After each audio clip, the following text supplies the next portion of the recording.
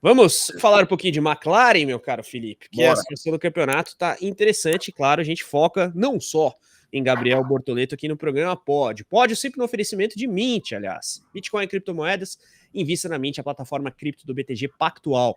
Você tem, neste mês de agosto, uma promoção bem interessante de cashback até R$50. Aliás, em R$50 no Bitcoin, né? Você chega lá, abre a sua conta na Mint, faz o cadastramento, coloca o cupom Motorsport50, você coloca os seus R$100 no app e já tem o cashback de R$50 para fazer os seus investimentos. Vale muito a pena, eu tenho tido bons retornos no app da Mint. Então, escaneie o QR Code, link na descrição para quem está vendo pelo celular ou ouvindo pelos agregadores e use o nosso cupom Motorsport50. Já trouxemos aqui o gap da pontuação entre Norris e Piastri com 9 pontos de vantagem para o australiano. Como que você vê esse duelo interno daqui para frente, Felipe? E se você quiser falar também das escolhas estratégicas da dupla aí no GP da Hungria, fica à vontade, mas o fato é que a gente sempre colocou alguma, digamos, ressalva em relação à confiabilidade do Norris numa disputa por título, mas se você olha 9 pontos de gap com relação ao Piastri, é nada, né, Felipe? Eu nunca coloquei em xeque a confiabilidade do Norris em disputar o título, embora tenha sinalizado que o que eu sempre falei do Norris ele sempre apoiou mais para mim do que merecia, muito embora em algum momento eu tenha dito, hoje quem me passa mais confiança é o Piastri. E eu mantenho. Eu ainda acho o Piastri mais confiável. Isso não significa que o Norris está fora da luta pelo título. Eu acho que o Norris está acontecendo uma coisa com o Norris que é muito importante. Ele está somando mais pontos que o Piastri em corridas que o Piastri foi melhor, por N motivos. Por N motivos. Então, assim, hoje, eu não peguei exatamente essa parte do Rico para saber se ele falou. O que eu acho que rolou nessa questão da estratégia foi, pensa, o undercut. O undercut é uma regra. Todo mundo sabe que o undercut funciona. Quando os dois primeiros tentam fazer um undercut, caem no bolo e percebem que a equação, né, a solução de compromisso entre ganhar a vantagem do undercut e o que você está perdendo no tráfego, você não sabe exatamente aonde está valendo a pena. Eu acho que nisso o Bortoleto deu sorte, porque quando o Verstappen faz e dá para ver que não está valendo a pena, isso virou uma coisa concreta para a Sauber falar, não para, vamos. E lá na frente, quando tem Piastri, o top 3 no começo era Leclerc, Piastri e Norris. Quando Piastri e Norris Piastri e Leclerc vão por essa, porque o Piastri tentar o undercut era legítimo, o Leclerc se defender era legítimo. Quando ele vê que não dá, o Norris já, vamos embora. Norris barra McLaren. Né? Então, vamos lá. A diferença era de 16 vai para 9. Numa corrida que o Piastri foi melhor que o Norris, no geral, né? Ele tinha mais performance. Isso que eu tô falando, a corrida foi melhor, não. Ele teve mais performance. Tanto que depois ele estava mais rápido. Tudo bem, com o melhor pneu. Para mim, é assim, o Norris tem que estar muito feliz de estar indo para a pausa com 9 pontos. Para mim, é um empate técnico. Uma vitória dele, a diferença é de 25 para 18, 7. Então, é um empate técnico. Ao mesmo tempo que o Piastri tem que ir confiante de que, quem a performance é melhor é minha.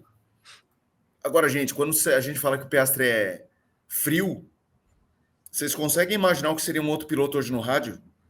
Com a frustração de ter ficado atrás do Piastri, do Norris, tendo mais performance, estaria metendo o dedo no botão, é uma vergonha, seja por N motivos. Viajamos, porque a gente não manteve o plano, porque bababá, entendeu? Então, na minha opinião, na minha questão, na minha visão, a gente tem um campeonato super equilibrado e que eu acho que a tendência a partir de agora é ter uma escalada na tensão entre eles. Hoje o mergulho do Piastri foi temerário. O que eu tô dizendo assim, fez certíssimo, pelo amor de Deus. Mas, cara, ele deu um banzai ali que para dar um toque, pelinho, podia dar. E eu acho que agora, pensa, o Verstappen que era o terceiro, agora termina em nono, gente.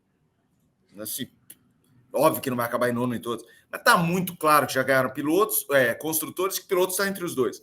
Eu acho que agora a tendência é ter uma escalada de treta em rádio, uma sacanagemzinha aqui e ali, e a gente não sabe, nessas escaladas pode haver um toque. Eu acho que o Norris tem que ir mais feliz. Não, brincadeira. Brincadeira não. Eu acho que o Piastri tem que estar feliz com a matemática, mas eu acho que a matemática não diz o que foi a diferença. Assim como eu falava, olha, a diferença do Hülkenberg para o Bortoleto ela é matematicamente constrangedora e não mostra a diferença entre os dois. eu também acho que essa diferença não mostra. Os 9 pontos é uma diferença muito pequena entre os dois. A diferença entre os dois de performance é maior. O Felipe traz elementos interessantes, né? E claro, vai ser bem legal conferir como é que voltam esses dois no GP da Holanda, porque esse mês de pausa aí talvez vá dar uma arejada nas respectivas mentes. Vamos ver se o Piastri volta diferente, o que é altamente improvável, né? Dada a frieza do piloto australiano da McLaren, e o Norris talvez chegue um pouco mais confiante, porque se você analisa especialmente a primeira perna ali da temporada, ele cometeu vários erros, inclusive em classificação, e no fim das contas, 9 pontos de desvantagem só é um gap, ao meu ver, bem ok para o piloto britânico, no momento que a gente chega já para uma segunda metade de campeonato, com menos guerra de desenvolvimento. O próprio Rico trouxe que as equipes já devem encerrar os seus upgrades para focar em 2026, e claro, o duelo vai ficar no braço entre Norris e Piastri. Verstappen claramente fora da briga neste momento, conforme vimos ali na tabela de classificação do campeonato. Registrando aqui superchats que temos pendentes, o Ed Costa mandou o seguinte: faltou confiança para passar o Alonso? Ele se refere ao Bortoleto, a gente tratou disso já. Acho que ali foi mais um gerenciamento muito bem feito. Um pouco mais de carro mesmo, né? Porque Exato. a Sauber melhorou, mas a Sauber ainda não é a sexta força do grid. Então, e a Aston esse fim de semana estava muito bem. Tava.